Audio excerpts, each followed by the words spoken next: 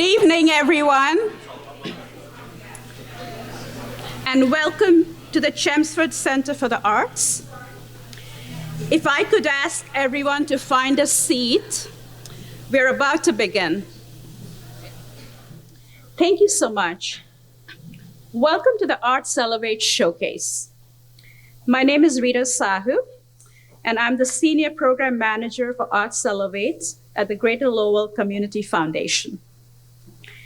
Tonight, you're going to hear incredible stories from 4 organizations and 4 artists who spent the fall building something remarkable together. Thank you. But before we get into any of that, I want you to experience what's at the heart of this work. Young people creating something powerful in community. Please welcome the Chelmsford Children's Chorus.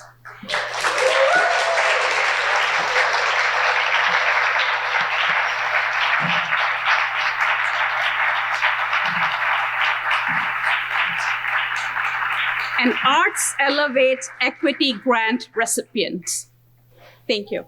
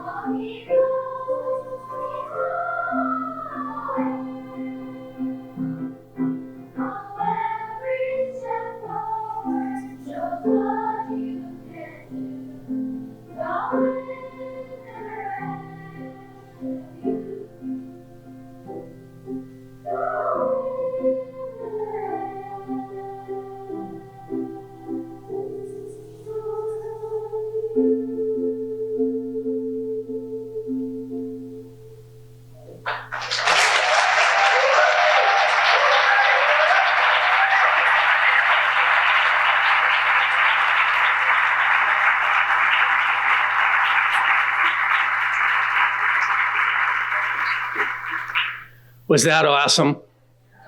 I don't know about you, but I had chills going up and down my spine. That was just so cool. Thank you so much to the Chelmsford Children's Chorus and Christopher. Thank you so much.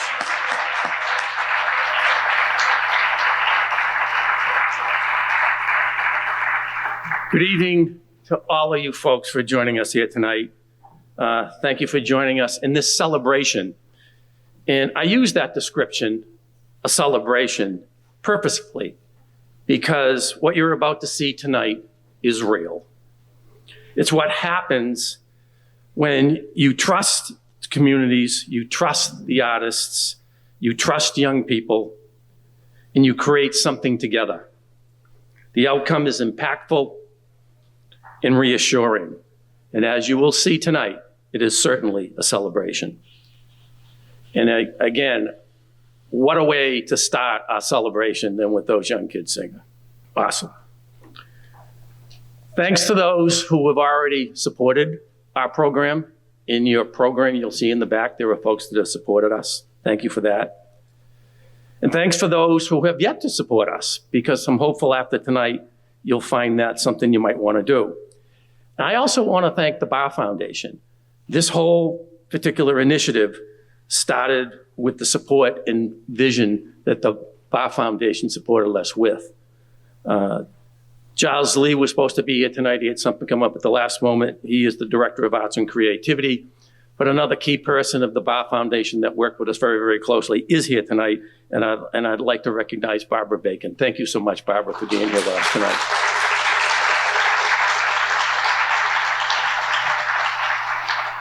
It is absolutely true when I say we would not be here tonight if it wasn't for the support of the Bar Foundation. So again, thank you so much for them. And so how did we get here?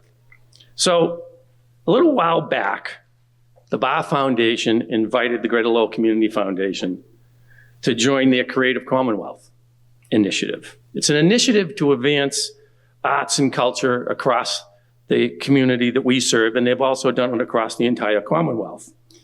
And the advancement of regional arts is embedded in the Greater Lowell Community Foundation strategic plan. So we were very excited to join this particular initiative. But we had some questions. Can we do this? How do we do this? How do we promote the particular arts in a certain way? And at the same time, more specifically, can we do this in conjunction by promoting a social concern at the same time? And so we wrestled with that for a little while. So what would happen if we embedded professional artists inside community organizations? Not as visitors, but as partners. What if we gave them the time and the space to build real relationships with the people that they serve? Should the social concern that we want to focus on be that of serving teens with an effort to improve wellness? As teens, as we all well know, are experiencing depression and anxiety at all-time highs. It was bad before COVID, it's worse now. Because we know when young people engage with the arts, something profound happens. Research shows that the interaction with the arts provides unique pathways for emotional processing and growth. So, how do we make the connections? How do we build something that lasts? Well, tonight you're going to see the answer. Arts Elevate, improving wellness in our community. This past fall, 4 organizations across Greater Lowell, from Acton to Lowell to Groton to Concord, opened their doors to 4 extraordinary artists: spoken word, fiber arts, mixed media, film. 4 completely different disciplines, but every single one of them arrived at the same place: connection. The young people in these programs didn't just make art. They found their voices. They built friendships. They showed up early because they wanted to be there. That's not something that you can manufacture. That comes from trust. Trust that takes time to build. And that's the insight at the heart of Arts Elevate. Relationship comes first. Art follows, and the results are impactful. Again, relationships, they come first. And I also want to tell you where this is going, because what you're seeing tonight is just the beginning for our embedded community artist program. We have redesigned our artist training program based on everything we've learned from this pilot, building a pipeline of artists wanting to work with their community. We're putting the finishing touches on a toolkit, and that's looking pretty awesome right now, so that any youth-serving nonprofit can adopt this model and bring an embedded artist into their organization. And we're launching grant funding to support more embedded artist programs throughout the region that we serve. And next year, we begin a new chapter, Arts Elevate for Veterans. We'll be partnering with veteran-serving organizations across the region to bring the same model, embedded artists, real relationships, creative engagement to the men and women who served our country. The following year, we'll look to execute a pilot for seniors. So let's get to it. We have a short video that we will give you a feel of what these programs look like in action. It was created by Tom Flint, one of our embedded community artists. Every week, that was our favorite day of the week. Every single one of us. Just talk to me about the piece. Like what inspired it, where did it come from, what made you want to write it to begin with? And we would just hang out and do our thing and feel better. Yeah, catapult. Let's go with catapult. See, I was gonna go with the word joy. Like, I wanted to do that word. That isn't quite, well, I do think that's what it means. Catapulting us into new ideas, into new futures, into new opportunities. Yeah. Okay, I guess I'm going with that word. I like to enter the writing through anything except writing. Art class for me was always the place I loved going to because like I didn't have to think about all this other stuff and I could kind of just like enjoy my time building something or like painting something in a certain way. Even though the umbrella had run film-based programming before, this I think gave us the opportunity to really experiment with where film might go.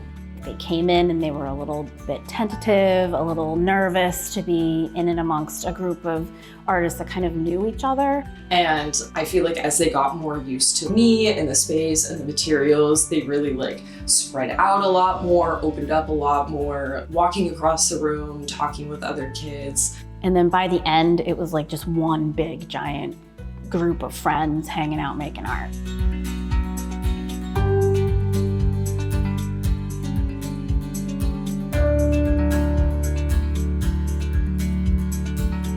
We were able to run 3 really dynamic programs that were different from each other.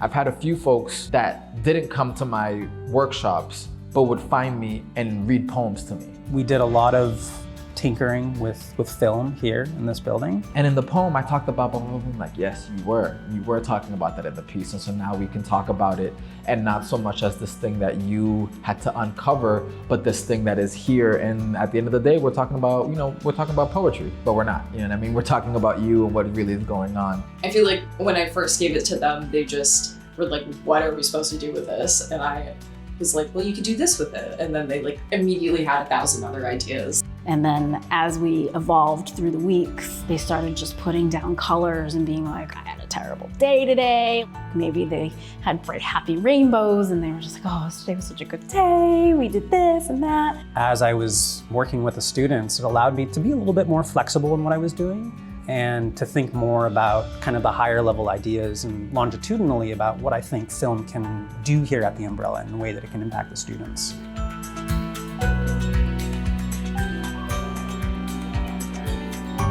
We're working towards building relationship and empowering the young people through the performance, and we are creating community through that shared performance space. I made art alongside them, which is different than in a school type setting where I'm there overseeing or facilitating, guiding, but I'm not creating with. Young people, if they're able to see other artists being like, yes, I am here and I want to be here and I'm getting paid pretty well to be here, then they know like, all right, that's also an opportunity for me.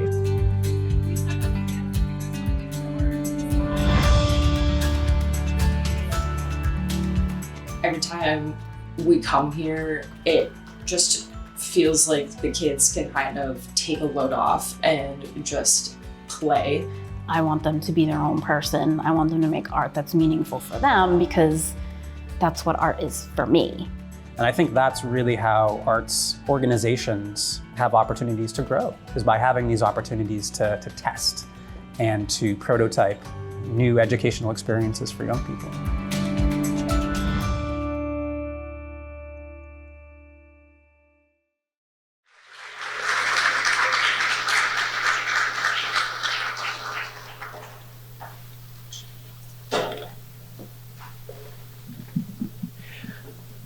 And that is why we're here tonight. Thank you. Thank you all for coming. Thank you for joining us tonight to talk about Arts Elevate. We're very pleased to have you here. My name is Howard Amadon. I'm the Vice President for Philanthropy at the Foundation. And it's so fun to look out across the room and see both folks I know well and folks I don't know yet, which is just great. So again, we're really grateful for your coming. What we're going to move on to next are brief presentations by each of these organizations to give you more insight into their program. Let's start with the Boys and Girls Club. Presenting tonight is Marcy DiCarli.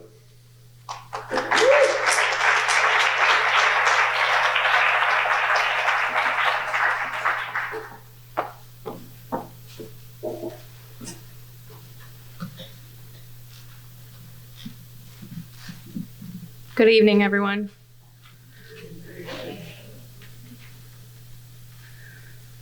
So the Boys and Girls Club of Greater Lowell was founded in 1900, and last year in 2025, we celebrated our 125th anniversary. It was a very exciting year for us. Thank you. For those who might not know, we are an after-school youth development program for the Greater Lowell area, both youth and teens from ages 8 to 18. And we currently serve approximately 250 teens and kids each day. Once our construction project is complete, which will be probably in 10 or 11 months, we'll be able to serve up to 600 teens and kids a day. It's a very exciting time. So the club's mission is basically to provide opportunity and access for local youth, helping kids and teens find their voice and understand what their true potential is. Our vision, focuses a little bit more on specific ending generational poverty in Lowell. We're providing the early access and the opportunities that every kid and teen in the area really needs. We operate under a specific formula for impact. This is kind of our guiding star. We provide our youth and teens with high quality club experiences in a safe and inclusive environment, and we pair that with supportive adults. These experiences result in positive and measurable outcomes and help our youth and teens build essential skills leading to achievement in 4 area outcomes: health and well-being, character and leadership, academic success and the arts, and life and work readiness. That is not a picture of me. That is Juan Carlos, our Executive Deputy Director, who was originally going to do the presentation tonight. But what I wanted to kind of talk about is that what happened with our club is we were, much like Jay was saying, starting to see elevated levels of anxiety and depression amongst our members, our young members and our teen members. So to be able to create this pilot program and collaborate with a program like Arts Elevate and build this spoken word poetry allowed our members the avenues that they needed to express themselves at a time that was very critical for them. The key to the program, much like Jay said, was about building relationships, establishing trusted mentors, peers, and staff. So we partnered with our professional artists, Phoebo and Ricky, perform professionally as Adobo Fish Sauce in creating a poetry space focused on a combination of spoken word, storytelling, rhythm, and self-expression.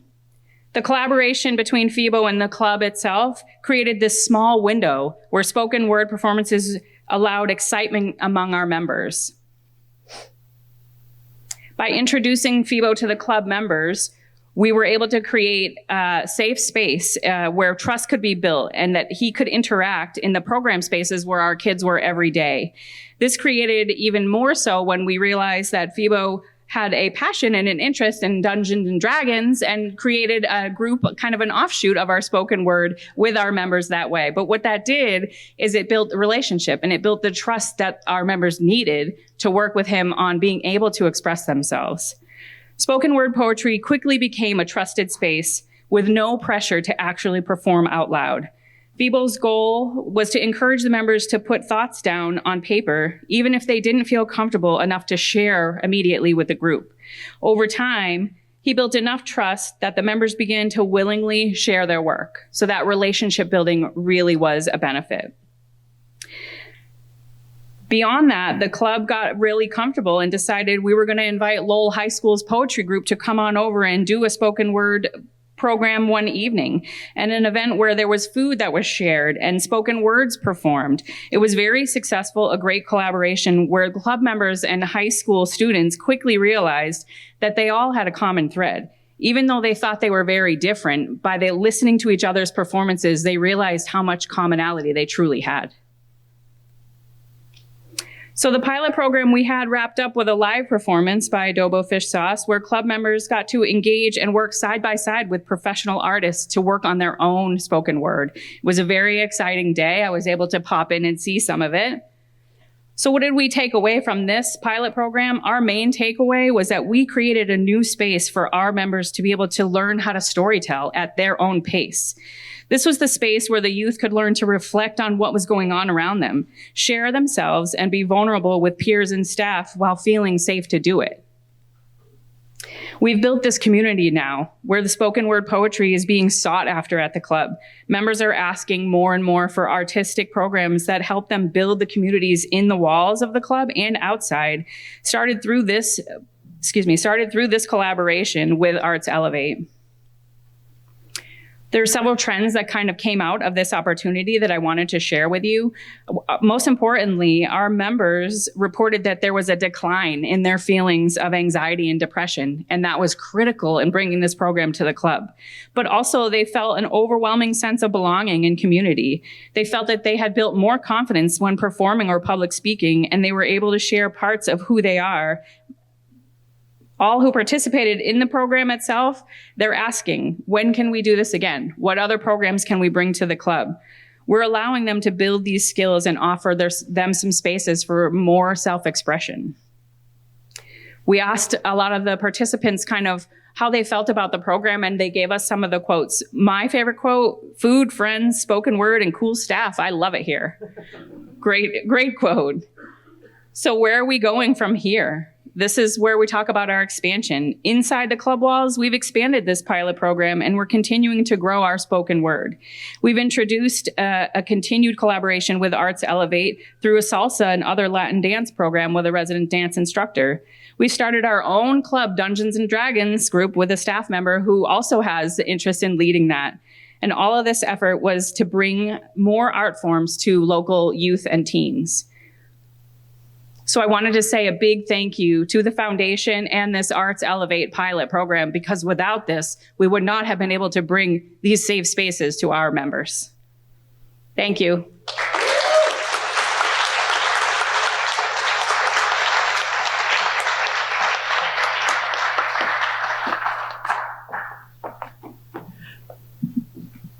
Thank you, Marcy. I can tell you, some of us were able to go to the finale, and it was really quite something to see that. I learned a lot. Next up, we have Danny's Place, and Katie Gorsica is going to talk about that.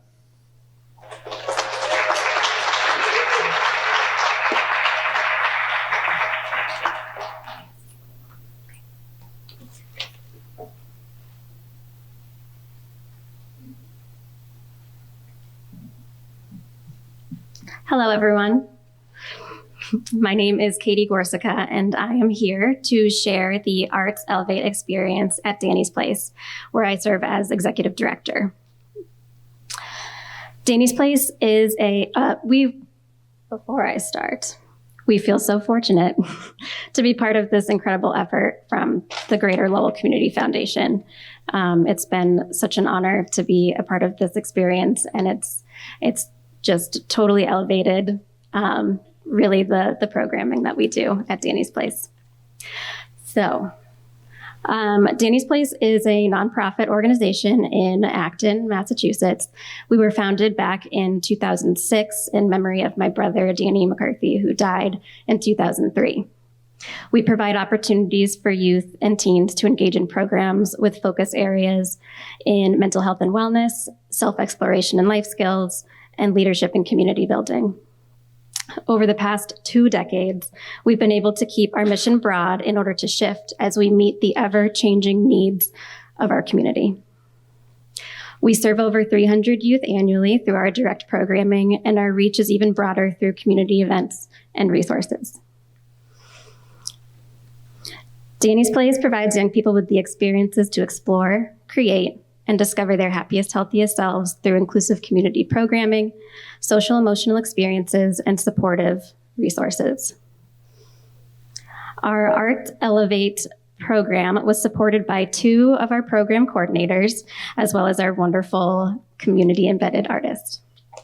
Our first pilot co-lead is Tori Dolan. Tori is finishing up their master's program in clinical social work and has been with Danny's Place since 2023. Our second program pilot co-lead is Danielle Vella, who is in her first year of her master's program in mental health counseling. She's been with Danny's Place since 2024. And last but not least, we have our embedded community artist, Shoni. Shoni is a local visual artist who was a seamless fit for us at Danny's Place. And you will hear more from them later this evening. This past fall, we held our pilot Arts Elevate program. The theme of the program was around identity, and we called it From Paper to Person. This season of Arts Elevate was all about the process of creating, getting their hands messy, and creating something meaningful with it. Participants made paper with their hands and with special tools that I don't know what they're called, but maybe Shoni does. From there, they created journal covers and even got more creative and built some sculptures. The next set of slides are some examples of the products created during the program and photos from our fall showcase. At Danny's Place, we emphasize process over product. So while you will see products here, keep in mind that so much of the work happens in the creating. Oh, there we go. This participant was able to explore her special interest through her creative process. You can see some of the handmade paper around the journal she created and designed. These photos were taken during our fall showcase where community and family members were invited to support the participants' journey. One of our participants loved experimenting in ways that differed from what the group was doing. He used prompts each week as a foundation for his creativity and played with sculpture.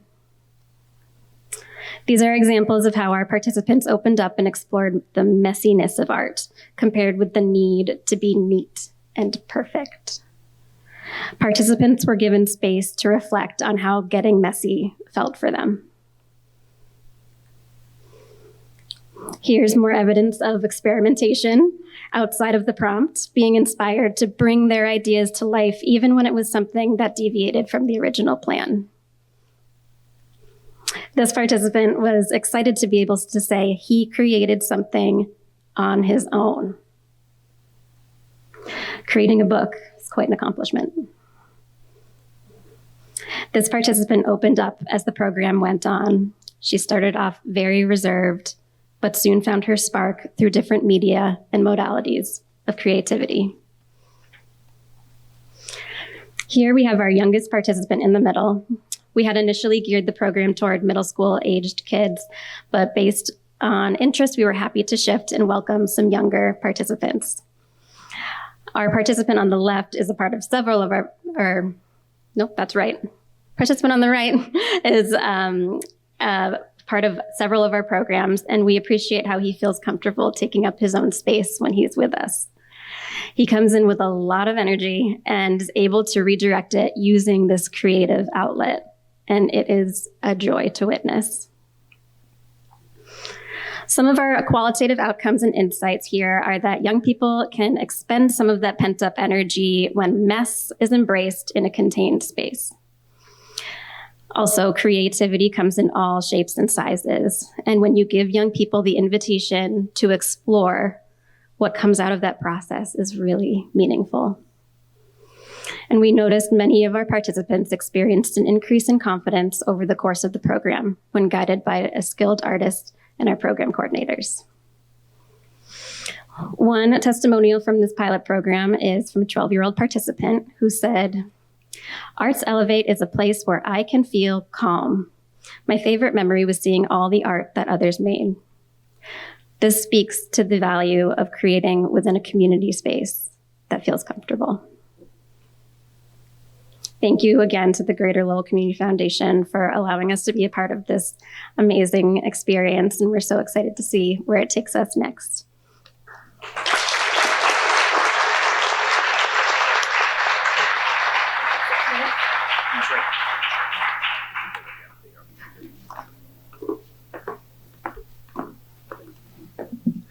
Thank you.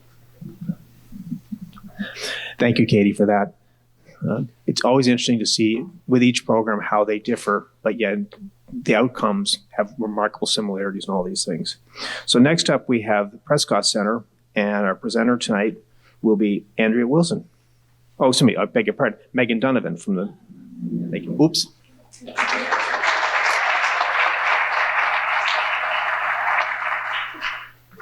Thank you, Howard.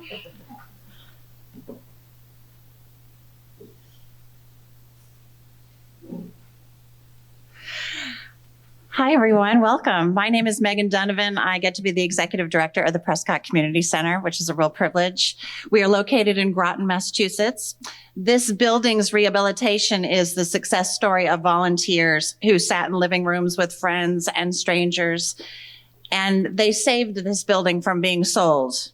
They created community, and from there, they created the Prescott Community Center. In 2015, volunteers repurposed lockers, they painted rooms, and they launched their first catalog of 19 classes. This year, we'll have promoted over 1,450 classes, and we attract people from all over, but mainly 11 towns, Groton and the surrounding rural communities in our area. This is our mission. We provide community education, art, and recreational programming for all. We share our space, and we're preserving this historic asset, the Prescott School. But this is who we are. When you think about all the needs right now, our answer is to create community. We bring people together.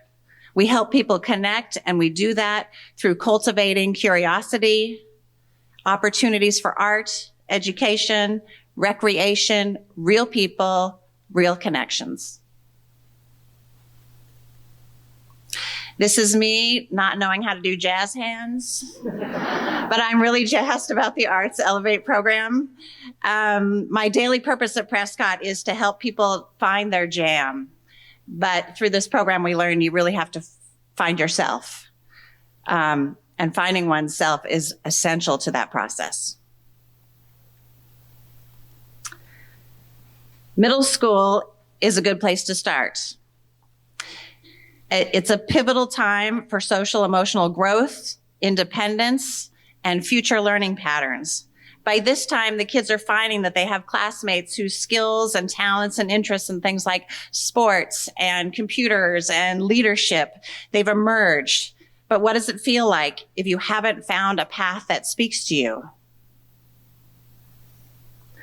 The perfect person to understand this transformation is Andrea Wilson. She is the artist we were so fortunate to work with. Andrea is an artist and an educator, and she happens to love middle school students. Andrea created Me, Myself, and Art. This was created by one of our students. If you can't recall what middle school feels like, please look at this self-portrait. I think it's awesome.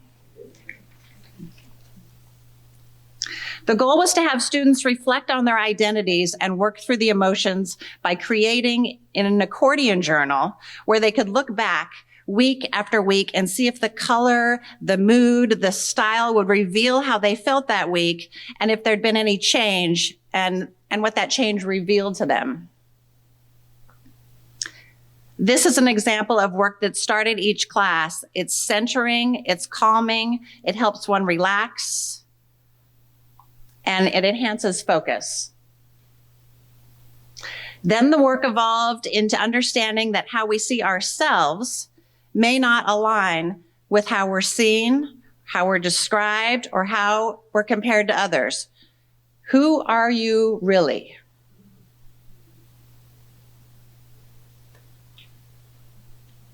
For some students, this was a journey into their culture.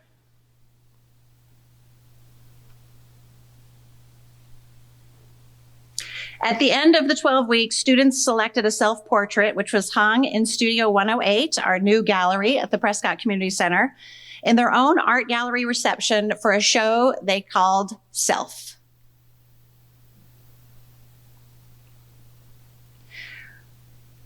What parts of us feel disconnected?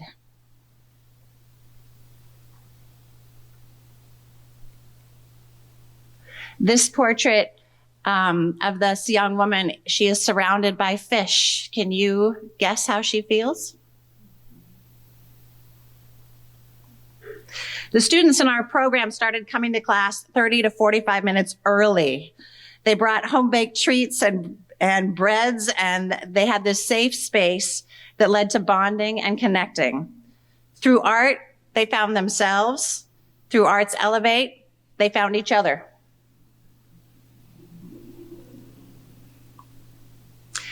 This is some of the things our students wanted you to know.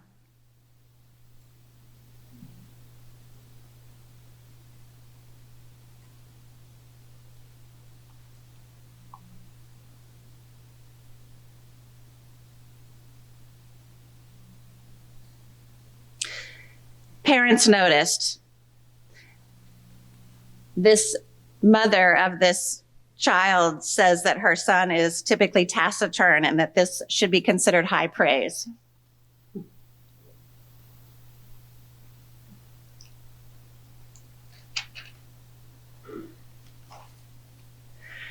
Today, I celebrate the courage of our young people.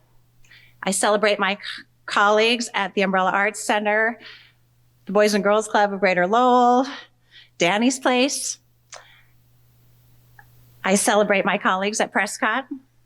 I celebrate the Greater Lowell Community Foundation and the Barr Foundation and the individual donors who had the courage and the generosity to support mental health and the intersection of mental health and art. But I also want to say that when my son was 5, we took him to see Frog and Toad on stage. And he sat there and his eyes were wide and his mouth was agape and he leaned forward the whole time. And when it was over, he refused to clap. He didn't want it to end. He didn't want the actors to take a bow and leave the stage. And I'm feeling a little bit like that right now. I really don't want the investment in this incredible program to stop. We've just introduced these young people to new tools in their toolbox, and they need time and encouragement and opportunity to work with them. In 10 quick years, they'll be in their early 20s. They'll have built relationships, they'll have made choices, they'll have had opportunities. So the investment into one student becomes exponential. The impact of this program on one child becomes exponential. Resources and funds that support the intersection of art and mental health over the next 10 years will have breathtaking exponential impact. These young people are just emerging. These are my favorites. These young people are just emerging. Do you see them? Tonight, please join me in celebrating what I hope to be the beginning of the Arts Elevate program. Thank you.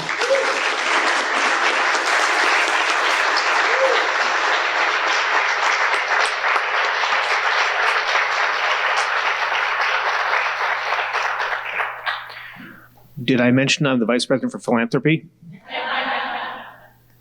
Come see me. Thank you, Megan. That was wonderful. It was really fun, again, to see all these showcases and see these kids. The energy in the groups, there was never like that kid in the corner. Every group was like, wah! It's fabulous. Our final presenter tonight is going to be from the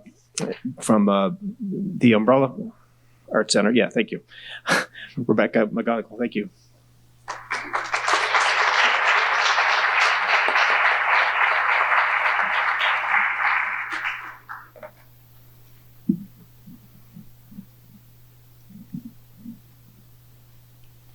Thank you, everyone. Thank you so much for being here this evening, and thank you so much for being here to support the amazing work that everyone has done. I feel very strongly that I get to be the finale here because, it's been phenomenal to see the amazing work that everyone else has been done already. So welcome. So my name is Rebecca Campbell McGonigal. I am the Education Program Manager at the Umbrella Arts Center. We are located downtown Concord, Massachusetts, right near the Concord Public Library. So a little about who we are.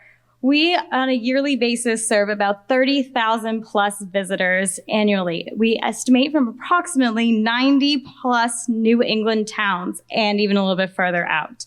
With 3 gallery spaces, 2 theaters, a black box theater, and a main stage theater, a variety of classroom spaces for classes, workshops, summer camp programs, vacation weeks, and more, ranging in age and serving infants all the way through adults and families.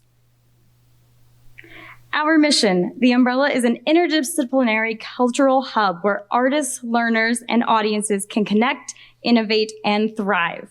Through welcoming spaces, cultural conversations, and opportunities for artistic expression and skill development, we support artists at every stage of their journey, strengthen communities, enrich lives, and shape the future through the arts. Many members of our staff were involved in this program, but myself, I served as the program lead. My background in education and arts advocacy brought in this unique perspective to see how this type of program can really developmentally benefit our students. Our fall programming, we offered a variety of film workshops that took inspiration from significant filmmakers throughout cinema history. But the students created completely original collaborative pieces, gaining hands-on experience with storyboarding, filming, and editing, all culminating in a red carpet film premiere. Tom Flint, the Umbrella Arts Center's 2025-2026 Teaching Artist in Residence, in addition to serving as the embedded artist for this Arts Elevate program. Tom is a moving image educator and creator having a background in film, media arts, and education. Tom created these programs intentionally to allow students to express their creativity in a safe and collaborative environment. We offered 3 different programs and a variety of different workshop models. We offered the first one, which is the hands-on movie making, second one, which is hands-on movie making 2, and then real adventures. Hands-on movie making was modeled as a 4-week program, totaling 8 hours of filmmaking. The films were inspired by the earliest filmmakers in cinema history. So think your silent films, your black and whites. Hands-on movie making 2 followed this similar model, but instead of occurring during the week, it occurred on the weekends. So it was a 4-week class session with totaling about 24 hours of filmmaking total because they did longer sessions.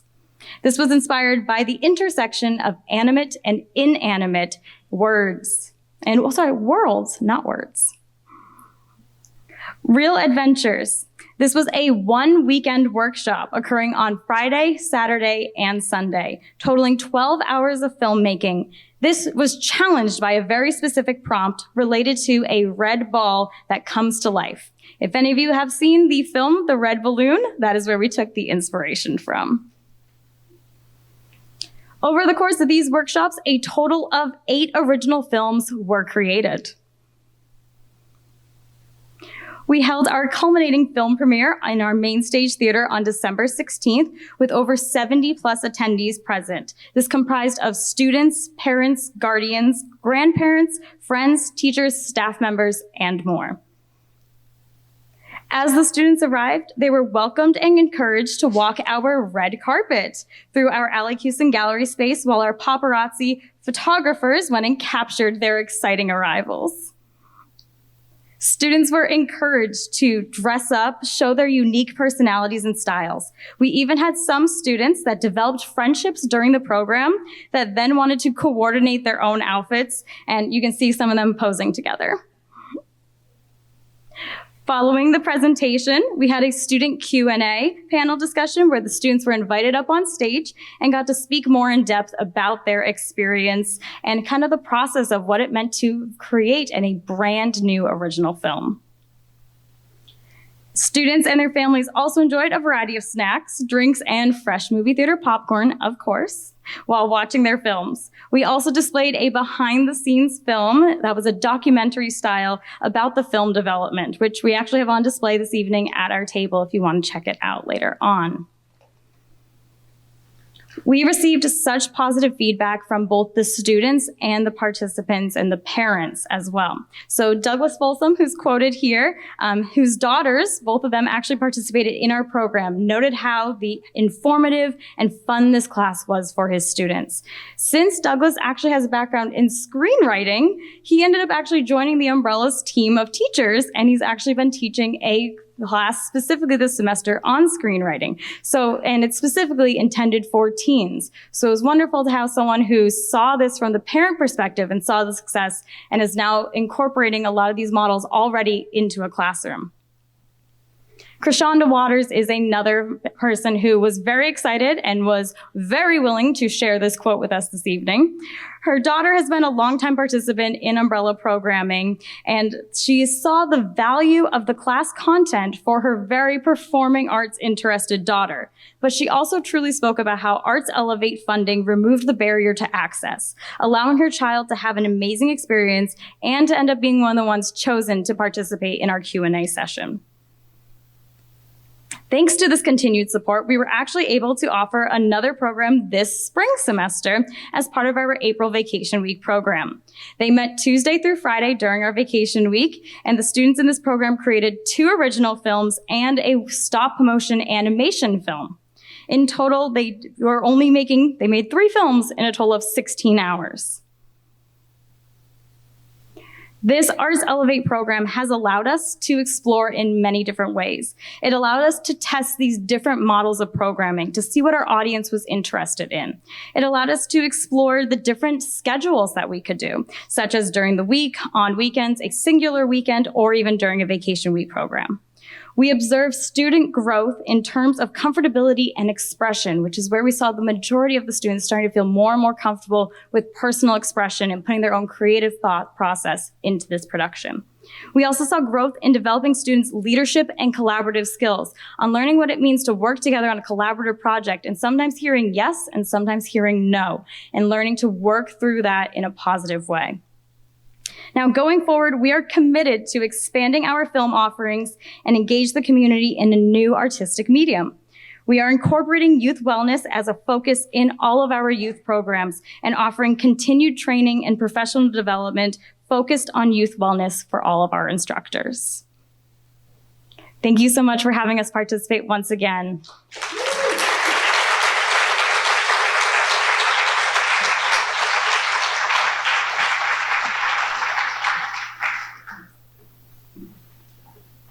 Well, thank you to all of them for participating in this and then sharing their stories. Let's give them all a great round of applause.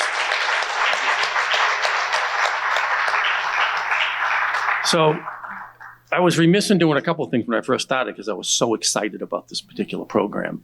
One, I know most of the folks in the room, but I neglected to introduce myself. And my name is Jay Linehan. I have the great privilege of being the president and CEO of the Greater Lowell Community Foundation. And the other thing is I was talking about that this is a celebration. I neglected to introduce these. They're all on your table, and they're there for us to celebrate and use them as the program goes along. You can still clap, but if I take all these home, that'll be a problem. So I want you to take them with you when you leave. So the next phase of our particular program is to hear directly from the artists. And the person who's going to help us facilitate that is the person who really created this program, the architect of this particular program, who worked long, long hours to put it all together. And that's Jennifer Aradia. She did an amazing job curating all of this together. And Jennifer is our Vice President for Marketing Programs and Strategy, and really the architect and founder of Arts Elevate. So welcome Jennifer to the stage, please, and use those shakers.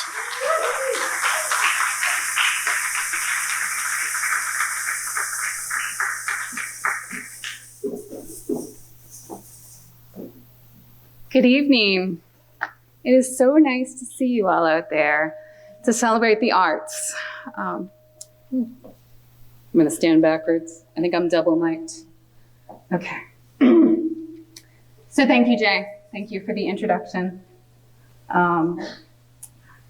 Without the vision and leadership of Jay and the board, none of this would be possible. I'm going to step away from there so I don't keep echoing. I'll just dance a little. Without that support, this wouldn't be possible. And so I'm deeply grateful to the board members in the audience tonight, as well as Jay. So thank you. A little more. Jay. I wear many hats here, so I have to fix the AV. Okay. So before we kick off our panel discussion, which I can't wait, I've been waiting to live my best Terry Gross life and do the interviewing. I really wanted to talk about the 3 pillars of Arts Elevate. The first you heard quite a bit about with our embedded community artist program. But the second pillar is our arts equity grants. This program supports nonprofits in Greater Lowell seeking to collaborate with local artists on projects that uplift youth development, cultural expression, and community wellness. This is with $5,000 grants. Relatively small dollars, incredible impact. We've given out 11 grants to date. And again, this program just kicked off last year, so we've been hustling. And many of the organizations are represented here today. They've got their buttons on. And if you've received an arts equity grant, either as an organization or an artist, please stand and remain standing. I don't want to be here alone. Okay, stay standing. Perfect. The third pillar of Arts Elevate is Mosaic Lowell. They are running our professional development arm. They are providing so many opportunities, both live and virtual, meeting artists where they are, including multilingual options to help creators build in areas such as marketing, social media, networking, financial management, and more. They have incredible offerings that are coming up. Stand Mosaic Lowell. Okay, arts equity people up. If you received an equity grant, stand up. Just one more time. You guys are supposed to stay standing. Stop. Okay, so take a look around.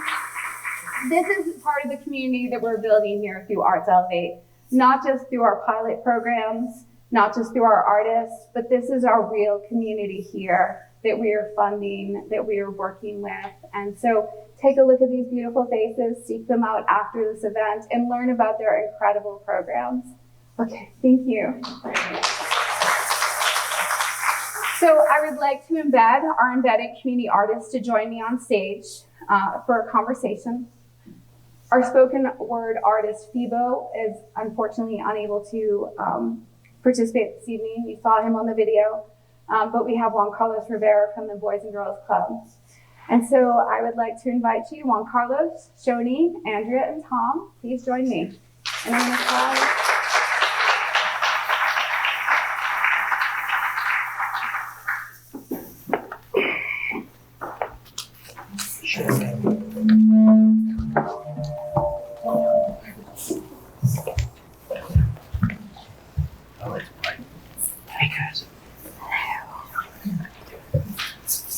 So you heard from the organizations and what their programs were, but these are the artists that were in spaces week after week, creating those relationships with the students, people who walked in not knowing exactly what to expect, what would happen, and they built some amazing relationships from scratch and created something incredible.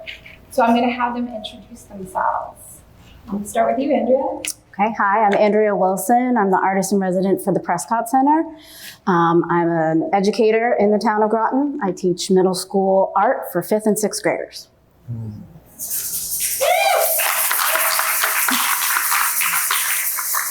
Hi everyone, it's lovely to be here. My name is Tom Flint. I am a moving image educator and creator. I worked this past fall and just a couple weeks ago with the Umbrella Art Center in Concord. I also run a program called Film Building, which focuses on cross-cultural exchange through moving image opportunities.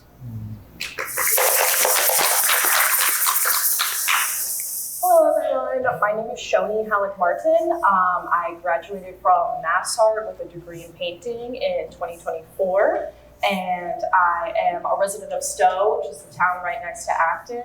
And I make collages and oil paintings and acrylic paintings as my personal practice. Hi everybody, my name is Juan Carlos Rivera. I am the Deputy Executive Director at the Boys and Girls Club of Greater Lowell. I am not an artist, but I'm going to do my best to channel people's answers. Perfect. So, unfortunately, we have limited time, and so I want to sort of jump into the good stuff that happened in your spaces and classrooms and start right with the work. So each of you, in just a sentence or two, tell us about one young person, or perhaps a couple, who you saw a shift in your time together, and not really those big giant moments like their finished masterpiece or their capstone project or performance, but some of those little shifts. It's a jump ball. Anyone go? I can start. Thank you, Jen. Katie talked about her in our little spiel, but we had a student named Scarlett, and she started out pretty timid and quiet, like excited for art, but very kind of like kept to herself. And we are still continuing the program right now. Actually, I'm missing it tonight, unfortunately, but she's gotten so much more like out of her shell. Like she started out, like I said, like not saying too much, like didn't really talk to the other participants, and now she's made a lot of friends in the group, and she's definitely branched out of like what she's doing, what she's talking about, who she's talking to. And I feel like she's just gotten like a lot more like loud and confident, which is so awesome to see.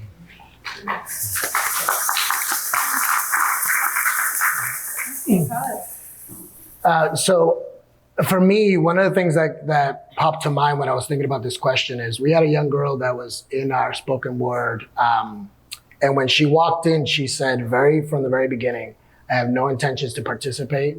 I'm just going to sit and I'm going to listen. And immediately, I think Phoebo handled it very well. I think I was like, ooh, how's this going to work? But what I thought was interesting is that within probably about 20 minutes, everybody got a notebook. And they were able to write down their thoughts in their notebook. And within 20 minutes, I saw her just kind of reach over and pull the notebook closer to herself and just started jotting down just some thoughts. And just to kind of flash forward probably a third of the way through the program, to see her on the stage and actually performing her piece, to me just spoke to the power of making sure that if you give a young person the space to be able to express themselves, they'll be able to do it. So that was one of our. Thank you. Yeah, sure. So, yeah, I mean, a lot of students come to mind. We had one student who I believe was a sixth grader who came to all three of the sessions we had. I'll put that down so I'm not shaking it as I'm talking. Who came to all three of our sessions in the fall. And somewhat contrary to what you both mentioned, she came in with a pretty big personality. And she had done, I think, some programs with the umbrella before. And the approach that we took with the workshops that we ran was very much to lean into the co-creative aspect and really kind of unpack for the students what exactly that means to be part of a collective. And film, as we all know, is an inherently collaborative art form, but oftentimes the way it's done in the film industry, for example, is that it's very hierarchical and people take on very specific roles, and that can lead to tricky dynamics.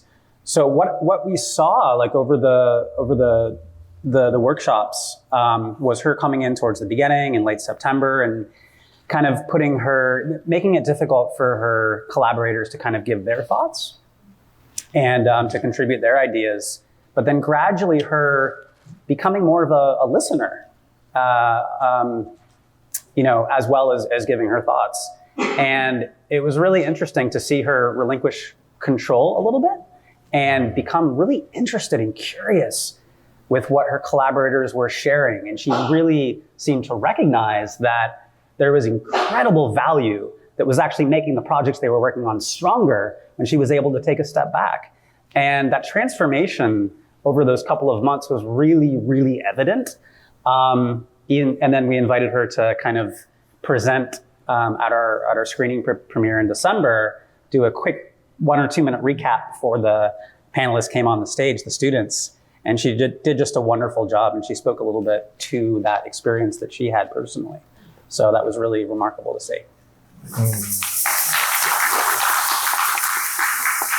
So the student that came right to my mind when you asked your question related back to one of the quotes on Megan's presentation, the very first one, that said, "I am no longer depressed," or "I'm not depressed." This student was struggling really, really badly with their mental health. They actually were placed in a residential program, so they missed 2 classes. They were not in school, and it's the school I work in, so a lot of backstory. But I didn't expect to see the student come back, which is hard, and this does happen in middle school. It's a very hard thing to stomach as a teacher, to know that one of your students, didn't want to be here anymore. But this student got special permission from their program to have their father bring them to our group. And they returned, and all of us were just, we were kind of chill with it, but inside you could tell we were all like, and they were pretty open with what was going on, which I think was also really brave and helpful for the other students. It was kind of a group of a lot of mental struggle. So it was really nice of them to share so candidly and to kind of be like, "Oh, no. We're not saying that because, you can't say those things if you don't mean them. This is what it really is." And then at the very end, the father has come to me and was like, "Can we do this again? We've done the second one ended." They're like, "This can't end. My child needs this." This is where they come to be safe. And they, it was all of us together. So it was really, really important. So those moments that were so beautifully illustrated by our artists, it truly show you the power of Arts Elevate and how the conditions you create this alchemy for the students. It's beyond powerful. I have had the advantage of looking at all of the reporting and all of the measuring we've done with this pilot as we look to expand it with the toolkit. And so I would read reports that would come in from the programs and the artists, and there were certain things that stood out to me as they were developing, and some questions I had, and so each one sort of had something very interesting about it that I'm looking forward to sort of unearthing a little bit more. So on Carlos, Marcy talked a little bit about Dungeons and Dragons, and so we all need to know more about it. we just do, and it is a very non-traditional, unconventional pathway to poetry. And so tell us more about Dungeons and Dragons. Yeah, so we what I love that Fibo did, we had Fibo come into our program, and he did a spoken word piece. And there were immediately some kids that were just gravitated to the spoken word and they loved it.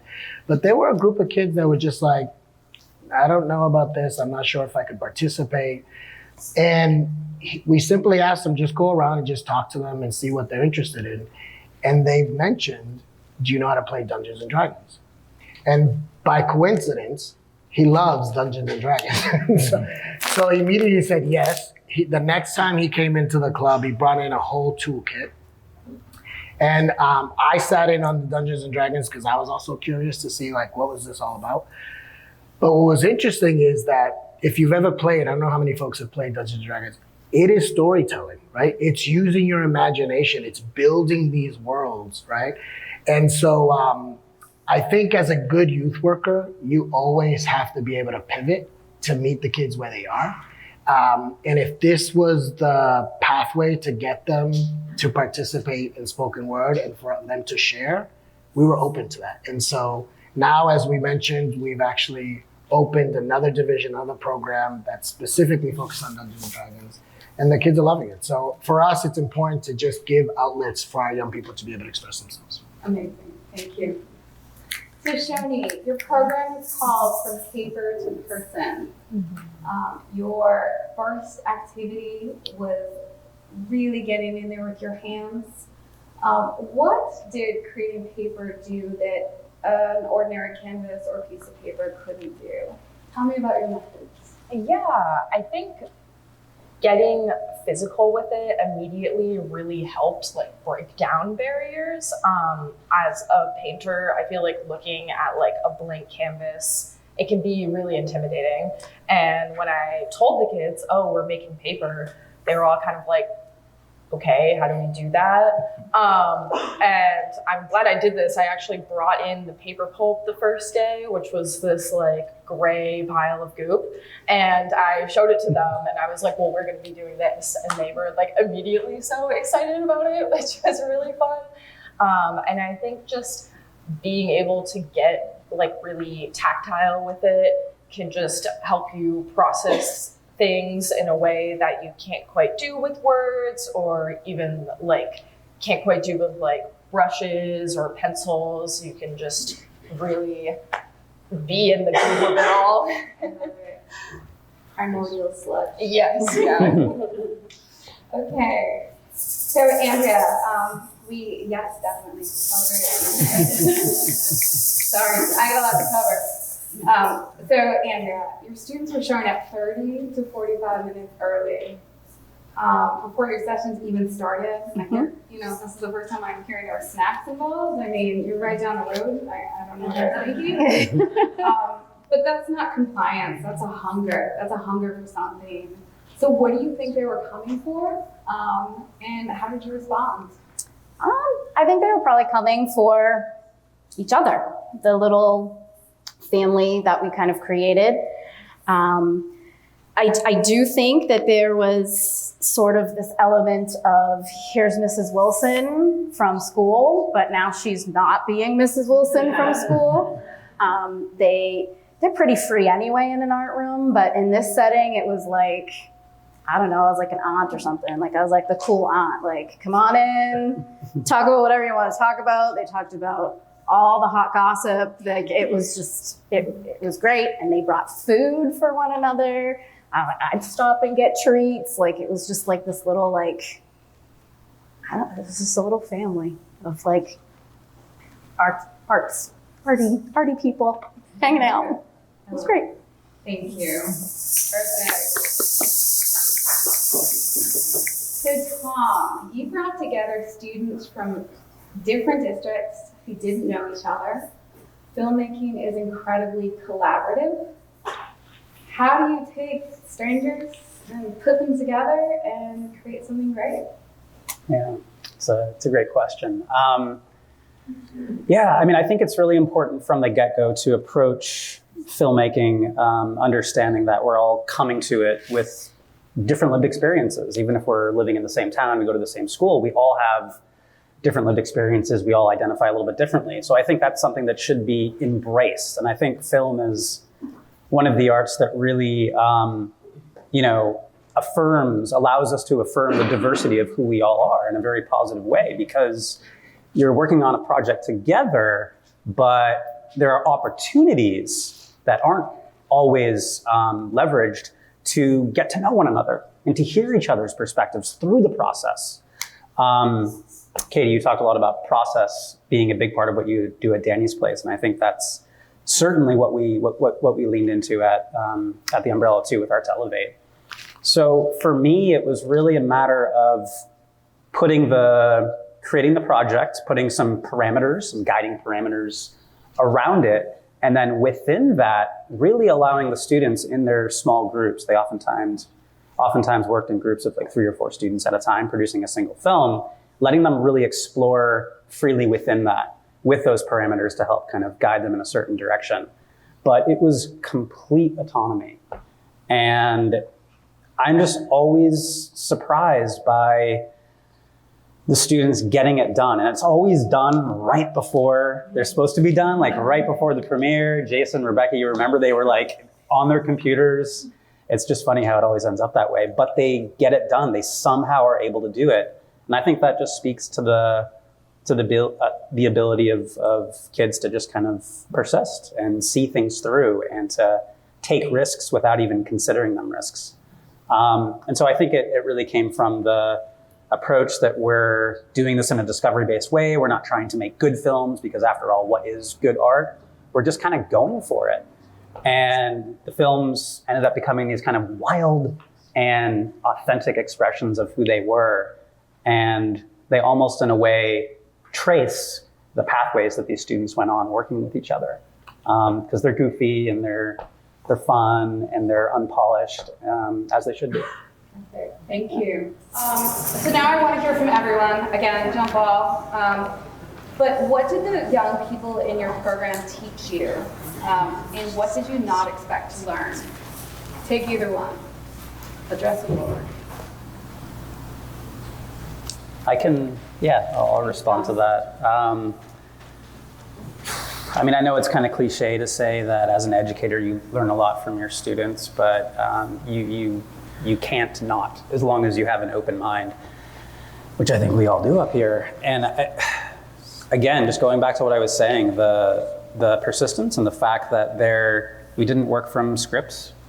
We didn't really do filmmaking in the way that it's traditionally done, where you plan everything out beforehand and execute what you've planned. We wanted to focus on continuous exploration. So they only really found out what their films were about once they were finished, if that makes any sense. And so given those constraints, yet lack of constraints, the fact that they were able to just put it together and have them be really authentic representations, I think just kind of amazed me. It always does. So yeah, I mean, they're just so capable, oftentimes much more so than we give them credit for. So yeah. I can go off of that. I think I didn't expect how many ideas they were gonna have. I was kind of nervous going into this because I'd never really planned any kind of teaching thing before. Obviously I'd been in college and done some TA stuff, but not a lot. But I was worried that I was gonna have to come up with lots and lots of ideas for them. And every time I got there, we had a little bit of an idea and had 5 different branches off of it just in case they didn't know what to do. But we barely had to give them the idea before they started running with it and just doing whatever they wanted. And we're building little popsicle sticks houses right now, which is super fun.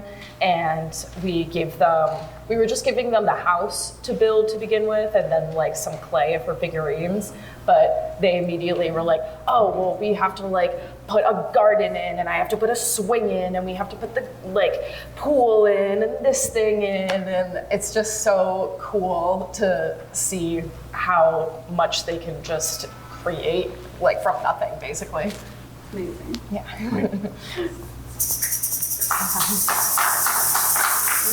So something I think that I continuously learn, but in this particular setting, I think that I learned like the power of acceptance. So I think we all remember being in middle school. Middle school is tough. Some of us, maybe it wasn't tough, I don't know. But for most of us, it's like weird and awkward. And it's like, what am I gonna be? And this kid is the best soccer player. And what am I gonna do? And then you get all, my little group of artists was very eclectic. And there was a little core group that were friends, but then and I was nervous because I knew that they were friends, but then there was some little offshoots that were just there. And they were sort of like solo. And I was like, oh, this is, how's this gonna go with social stuff? And they were just so welcoming to one another. There's actually two particular artists that I have. One is in 8th grade and one is in 6th grade, and they happen to be two of my most favorite people on the planet. But they became super good friends, and they like shared text messages, like they're like friends. So it was really great to see how we think that it's cliquey, right? But they are actually opportunities to accept everybody and meet everybody where they're at. And that was really, it's a good reminder, even as a, midlife woman, accept where you're at.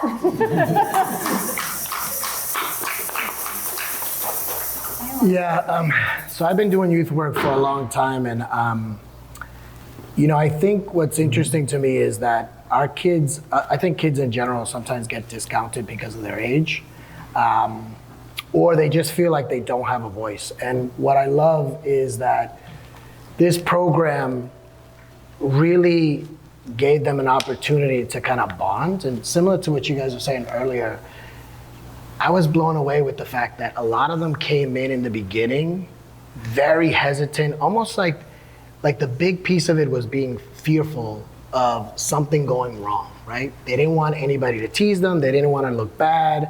They didn't want anybody to talk badly about them. Like, we kept hearing a lot of that negativity.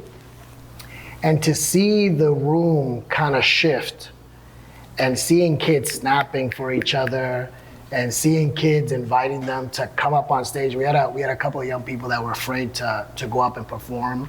And two other performers that are really good at it just went up and held their hand while they did it. It's just, I think we forget that we've all been there, right? We all had those experiences when we were that age. And I think if we were to stop more and just remember that we were in that space and just gave kids the opportunity to shine, it'd be amazing what they come up with. And so I couldn't be prouder of our kids. I couldn't be prouder of what they're accomplishing and where the program's going. Amazing. So sadly, this is my final question. I could do this all evening. I've always loved speaking with all of you on your programs. What are one word or phrase of what you hope that young people who study with you carry out into the world after this program? And anyone can go. Hope. Oh, Andrew, please. I want to go with self-expression. I think I would say that you're enough, right? I think that, I'm sorry you said one word, but. No phrase, you're under the phrase. I think that sometimes we rely so heavily on someone else having to give us what we need. And so I hope they walk away feeling like, I'm enough, I have what it takes to do things, and have that confidence. So that's what I hope they take away. That's a tough one to top. I would probably go with empathy. I think it's really about connecting with other human beings at a time where there's so much division. And art is really one of the ways to do that. So, yeah. So those words, hope, empathy, self-expression, and enough, or I am enough, are exactly what Arts Elevate is built to create. So please join me in thanking our incredible artists.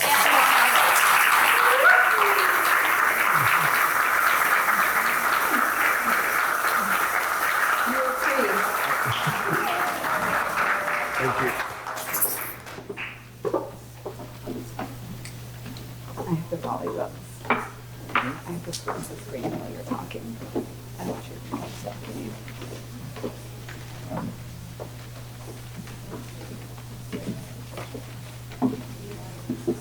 I think that deserves another round of applause.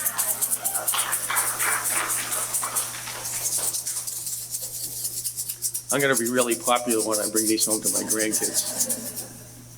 So thank you so much for that. That was amazing. The whole night has been amazing. But before we close, we got another treat for you.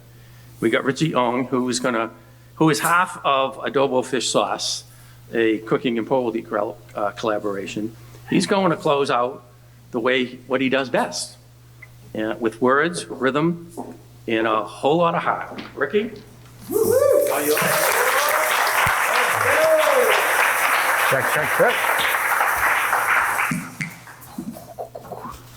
Hello. Oh, hi. Hi, everybody. Thank y'all so much for being a part of this wonderful gathering. I think we're in a room full of people who really values the connection of and impact of art. I'm actually as described, half of Adobo Fish Sauce. You may have been hearing about my colleague and best friend, Anthony Fibo, for a little bit.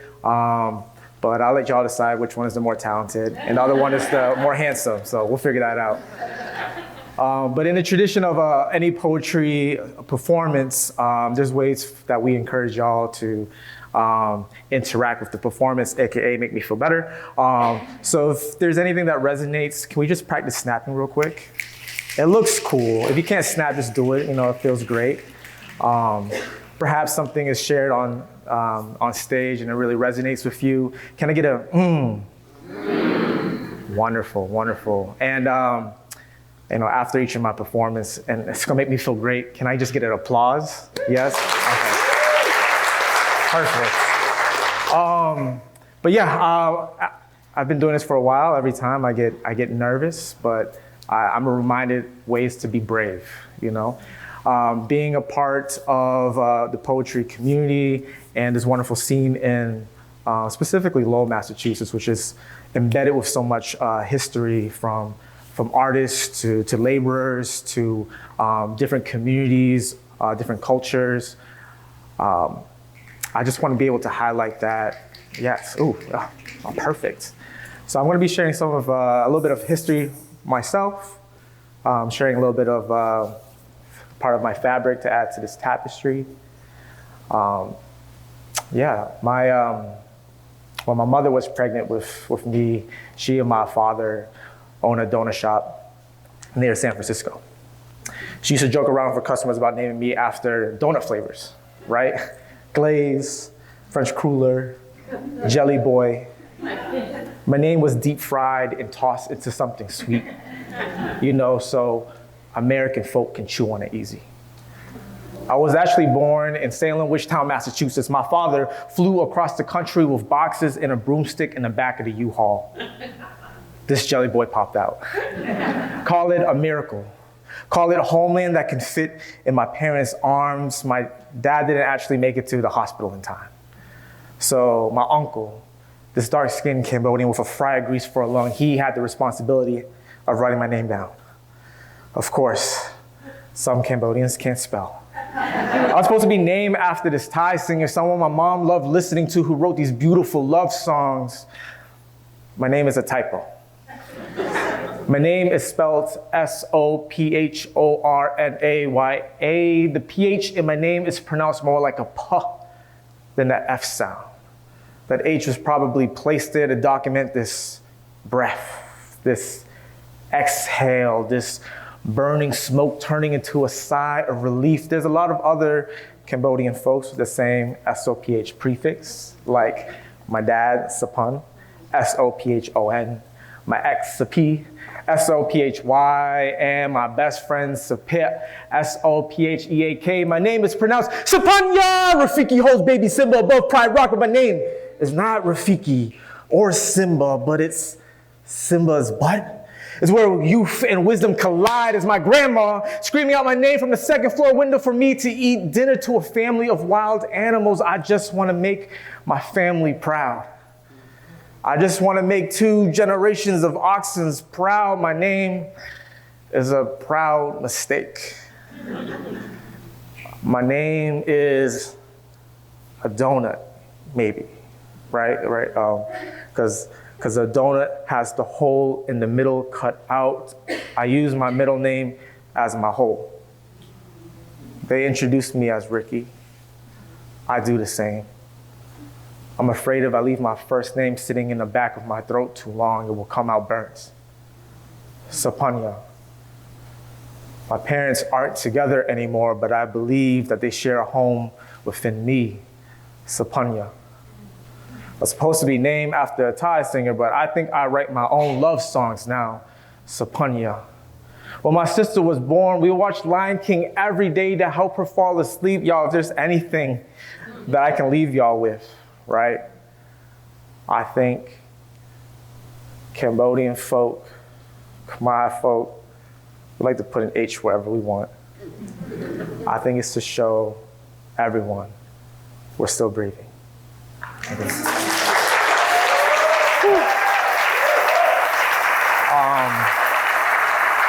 Thank you. Thinking a lot about these stories, thinking about art and how we can continue to connect. Those themes are showing up. Poetry is a wonderful connector, right? We have opportunities to share stories, even if it's not something you fully relate to, there's a power in that. I feel the same way around food. You know, we gather together, we love to eat, and that's a little bit about adobo fish sauce. We kind of merge the two together because we're all about having a good time. But yeah, from folks with different backgrounds, different generations. So my next piece is going to explore a little bit of that and, you know, a subtle content warning of mention of death. Okay.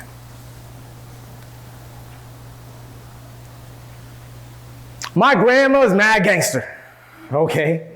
She rocked bucket hats and beanies. Her grandchildren yell at her because she can kill a case of Heineken on her own. Homegirls still chews tobacco. See, all my family live in Massachusetts, so when I moved from the South, I was reintroduced to my culture, Cambodian folk. I started living with grandma. So imagine a 5'2" homegirl killing it with a floral skirt, rocking a fanny pack under the thermal, probably had about a couple of stacks in it at least. I'm telling y'all, she's gangster. I actually can't, you know, really know her full story, nor can I background check her credentials. But what I do know, it's been some tough times. I know there's been some hard times. I know that her husband died in the war, in the genocide, and that she raised 4 daughters on her own in a country that does not belong to her.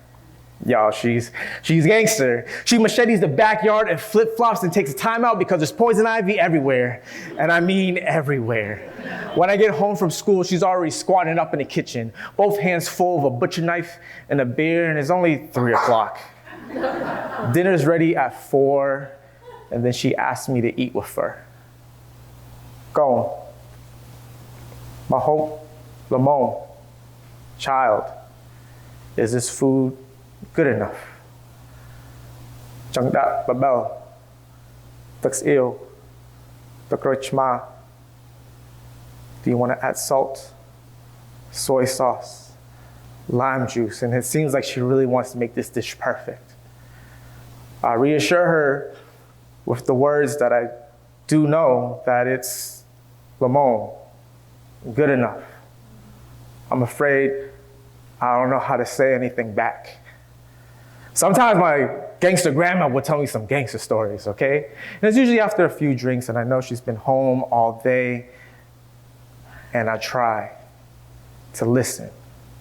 Sounds like life lessons, I imagine. Trips down memory lane, maybe. Something that will make her smile. And my ears don't fully know this palette fully. Every so often she will ask, yo, do I understand? I want to tell her so badly, I want to.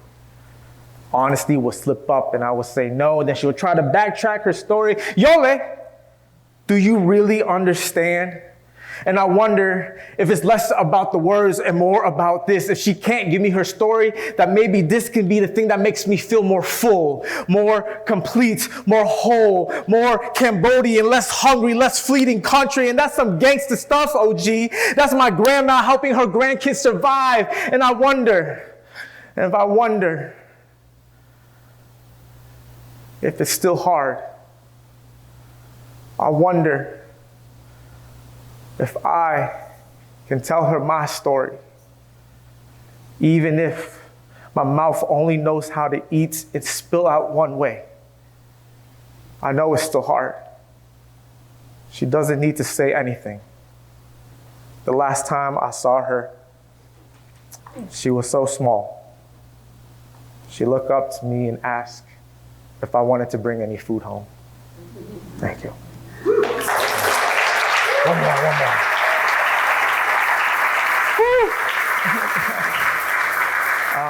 Thank y'all so much. I have one more piece I would love to share with y'all. Y'all been a wonderful, wonderful audience. If any of the stories touch you tonight, I encourage y'all to please support the arts, support these wonderful organizations. And yeah, I mean, I was once a young person at some point, and I'm still doing poetry now. So I'm actually going to invite y'all to be collaborators with me, and let's actually create a poem together. Y'all okay with that? All right, beautiful. With this, I'm going to improvise a poem, and I just need 3 completely random words from the audience. The sillier, the better, because I was pretty serious up here. But just blurt it out loud. I'll figure it out. Caterpillar. Caterpillar. Toaster. Jelly. Okay, those are the 3 words, and I'm gonna just need like a question, a simple question. What is art? What is art? Okay. Simple question. All right. Somebody help me remember. I'm gonna forget. Caterpillar, toaster, jelly.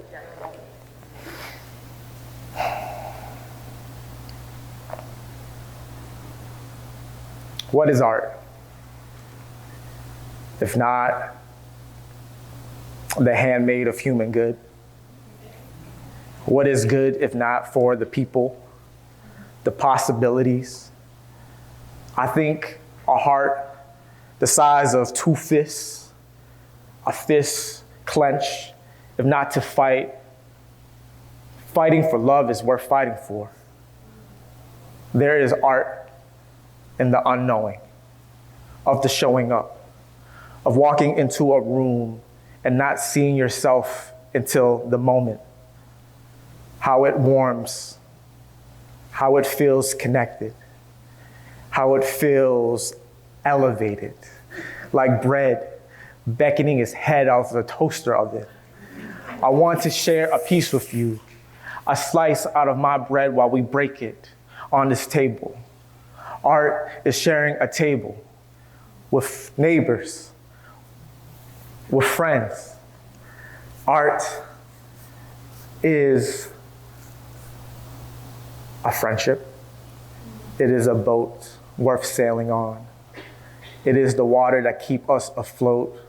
Sometimes it does do the drowning, but art always finds us a way to be buoy.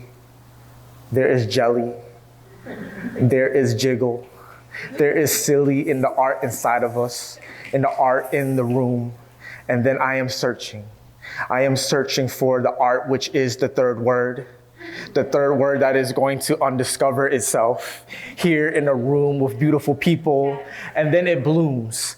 First a little insect, and now we take flights, and this is a sky, and then the cloud looks like a caterpillar shaking its hand. It dances, it wiggles, All that is bloom in between seeds, we water it. Art is the seeds that we water. We are the art. We are the flowers. We are the water. We are. Thank you so much.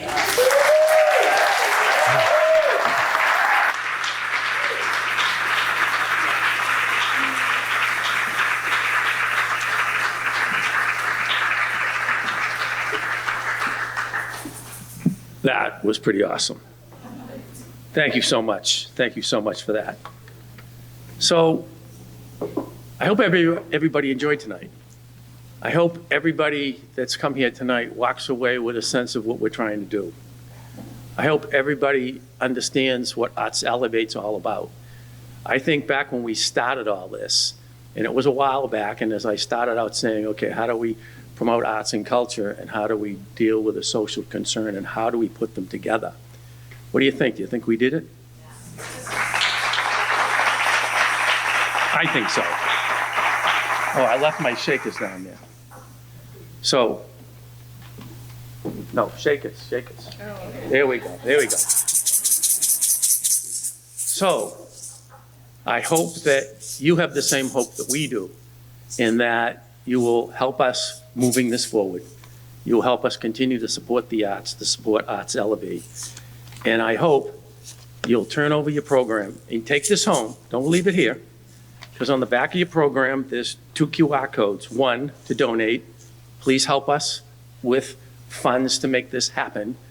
The thing that's really cool about this thing, and we've talked about this program for some time, and how do we build it? We built it in a sustainable way that the ROI on this is really, really good. It's not an expensive program to run, but its return on investment is absolutely amazing. So we can make this happen, but we're gonna need people to help us do it. And the other piece that you've got here, the other QR code, is if you've not already signed up for our newsletter, sign up for our newsletter. It's full of good stuff. It'll continue to tell you about the things that we do with Arts Elevate. It'll update you on what's in the toolkit and where we're going on all of that. And as anybody who knows and has read the letter, you can spend 5 minutes or you can spend 5 hours. It's chock full of stuff if you really want to do it. So please take this home, give this to a friend, have your friend give it to a friend, have your friend give it to a friend, and so forth. Because we really want to grow this, because I think everybody in this room can see the impact that this program can have. So before I close, a couple things I want to do. One is I want to recognize our Board of Trustees, Board of Directors. We got a whole bunch here in this room right now. Could you raise your hand?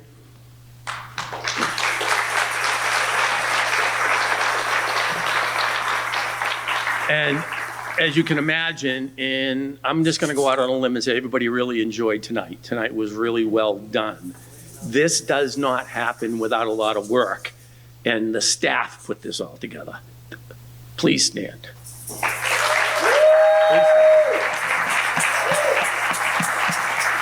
Half of them were already standing anyways. So again, thank you so much for being with us tonight. We're gonna hang here for a while. We don't have to run out the door. If you have to go someplace, I get it. But if you wanna hang around, please hang around. We're gonna be here for a bit. Thank you so much for joining us tonight to celebrate Arts Elevate. Thank you so much.